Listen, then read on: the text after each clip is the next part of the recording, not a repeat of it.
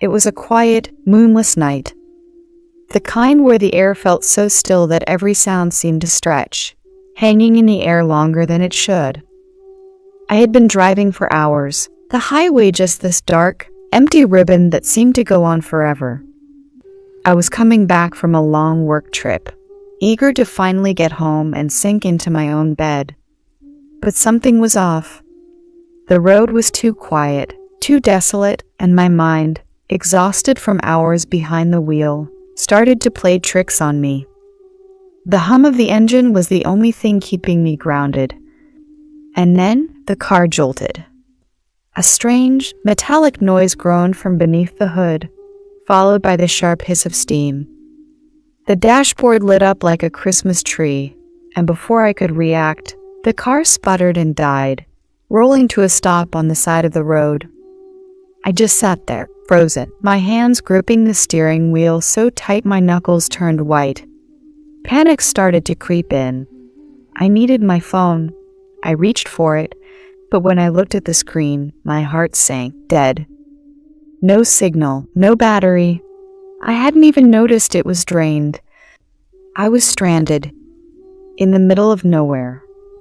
I leaned back in the seat, trying to breathe deeply, trying to think. The trees on either side of the road were tall, dark, and twisted, their branches reaching out like skeletal fingers.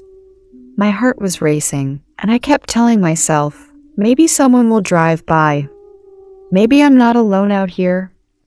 I opened the car door and stepped into the cool night air. The highway stretched out endlessly in both directions, the only light coming from my car's dimming, flickering headlights. Just as my hope was fading, I spotted it, headlights, in the distance, coming toward me. Relief washed over me. I waved frantically as the car approached. It slowed down and pulled over just in front of me. It was an old, beat-up pickup truck, the kind that looked like it had seen better days. The window rolled down, but the interior was too dim for me to make out the driver clearly. "Car trouble?" The man's voice came low, rough, almost too calm for the situation. Something in the way he spoke made me hesitate. My gut twisted, but what choice did I have? I couldn't stay stranded out here all night. "Yeah," I stammered, trying to keep my voice steady. "My car broke down. Engine just died. And, my phone's dead, too. I could really use some help." There was a long pause. I could feel his eyes on me, though I couldn't see his face. His silhouette seemed too still, too cold. A chill ran down my spine. "I can give you a ride," he finally said, way too casual, like this was no big deal. "Nearest gas station's about 5 miles up." Every instinct in me screamed, "Don't do it." But then I glanced back at my dead car, the endless, empty road, and the darkness closing in around me. What other option did I have? I forced myself to smile and slowly opened the truck door, climbing in. The inside was suffocating, stale cigarettes and something else. Metallic, maybe. He still kept to the shadows, his face hidden, his hands gripping the steering wheel too tightly. I tried to ease the tension with small talk. "So, been driving long tonight?" He didn't answer right away. The silence stretched out, thick with tension. Finally, he spoke, but his voice had changed, colder, almost mocking. "Long enough to know when someone's in trouble." My stomach dropped. Something was very wrong. The truck sped up, the trees outside blurring past as my heart started to pound. I needed to get out of there. "No. Actually, I think I'll just get out here, if you don't mind."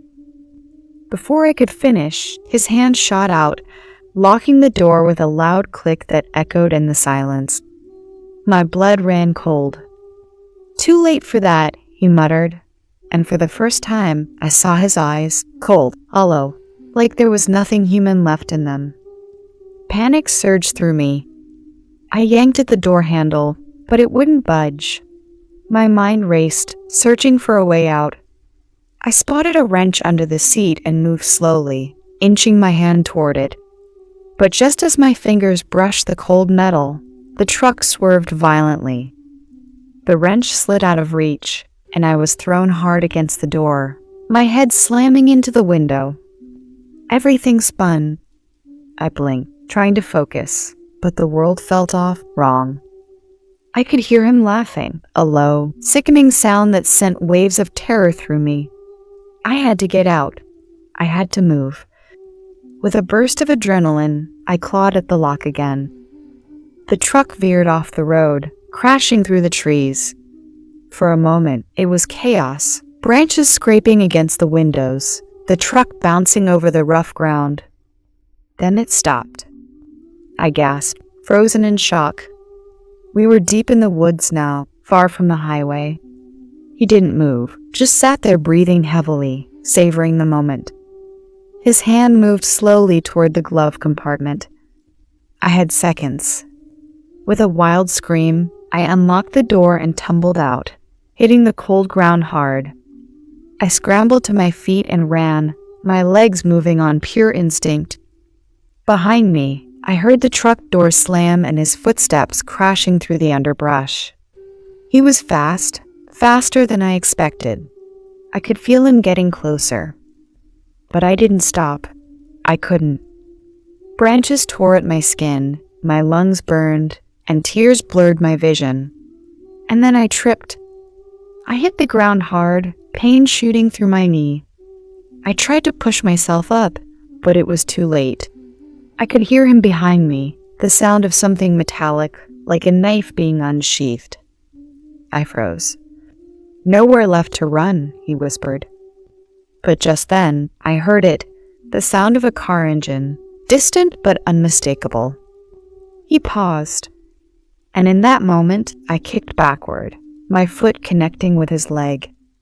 He stumbled, and I ran, limping through the trees with everything I had left. Headlights broke through the darkness, and I collapsed onto the road just as two officers jumped out of their patrol car, guns drawn. The man was gone before they could even shout. I collapsed into the arms of one of the officers, sobbing, shaking with relief. They had saved me. I was alive. But as they led me to safety, I glanced back at the woods. I knew he wasn't done.